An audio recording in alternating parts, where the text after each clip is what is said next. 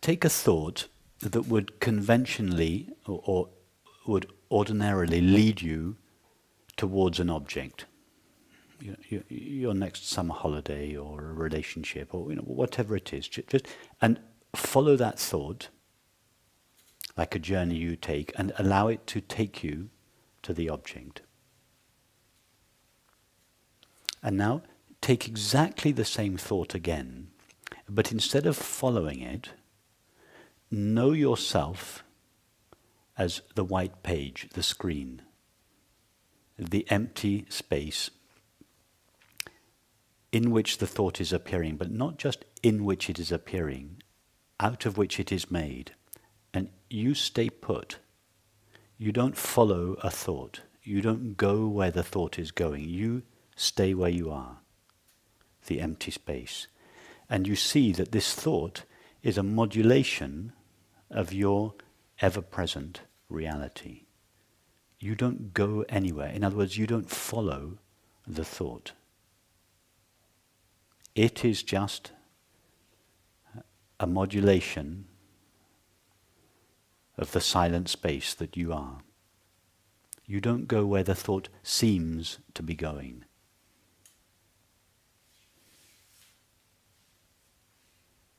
So in this case, we don't even follow the thought and into the emptiness. It's not even that. We don't even, in other words, we're not following it towards the flower, towards the object. We're not even following it towards the flame into which it dies at the end of the thought. We're not even following it. It's a third possibility where we allow the thought. It's not even true to say the thought flows through us, because that would suggest that the thought is something other than ourself and that it flows through us like a bird flows through the sky. No. Know that the thought, for every moment of the thought, is itself already a modulation of you, the one that is empty, that is inherently prior to the thought and thoughtless. In other words, it is a modulation of pure awareness. Allow yourself this pure awareness to take the shape of the thought, but don't lose yourself to it.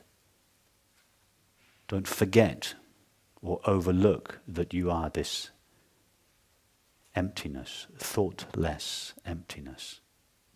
Don't become an object called a thought or a self.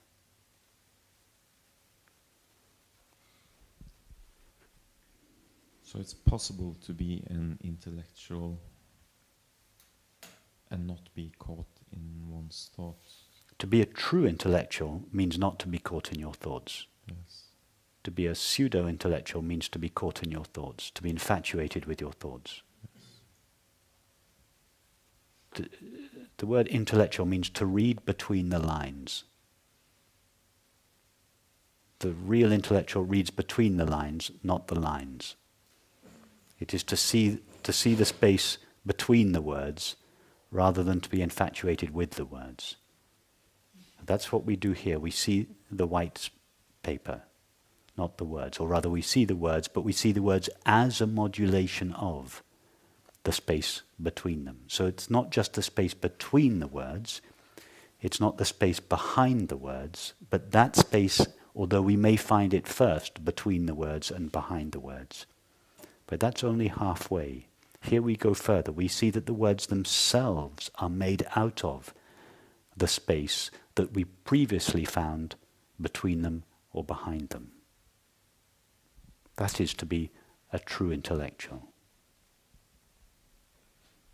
But is it a shifting, or is it a constant observing of the thoughts? Or is it like, okay, go into the thought, go quickly out?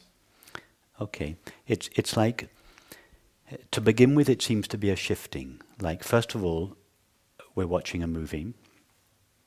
We just see the images. Then we notice the screen. Ah, it's not a landscape, it's a screen. We see the screen. Then the movie becomes very intense and thrilling. We seem to lose sight of the screen, We only see the drama in the movie. Then there's a lull in the drama, we notice the screen. Then someone's murdered in the movie, it gets fascinating again, we seem to forget the screen, we go back to the movie. So to begin with, there is a back and forth. But after a while, in most cases, this back and forth, we start going quicker and quicker, backwards and forwards. We don't get infatuated by the movie for such a long period of time. We maybe get infatuated for a few minutes, but then we think, oh no, of course, it's just a screen.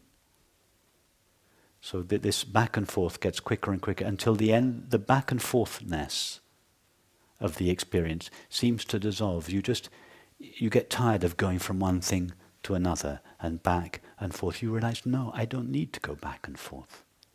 I can watch the movie, I can enjoy the movie, I can experience the movie and see the screen at the same time. It's one experience, not two experiences. It used to be seeing the movie and then seeing the screen. Now it's the same thing. There's no conflict. There's no conflict between the screen and the movie anymore. It's not my thoughts or awareness. It's not being lost in thoughts and feelings or knowing myself as the presence of awareness. It's just knowing yourself as the presence of awareness and being totally without resistance to whatever dance awareness is doing at any particular moment. Dancing in this particular thought, in this particular feeling, in this particular perception. In other words, thoughts, feelings and perceptions no longer have the power to veil awareness from itself.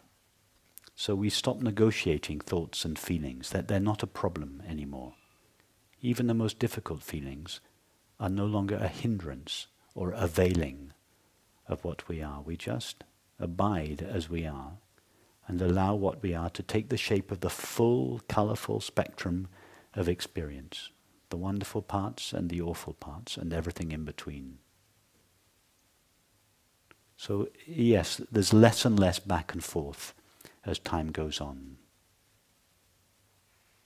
We go more comfortably out into the world of experience again. We don't have to separate ourselves out and into the background witness of awareness and keep the dangerous feelings and thoughts and perceptions at bay. Nothing is dangerous anymore. Feelings are no longer dangerous. Relationships are no longer dangerous.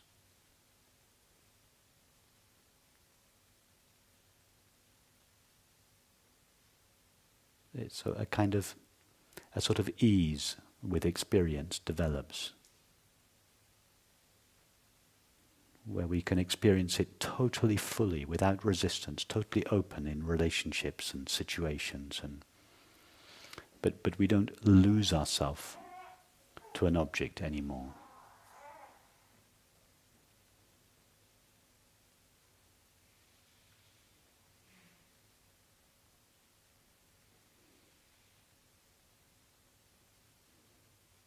Does that answer your question? Or? Yeah. Thank you. Is there any part of your question that's left over?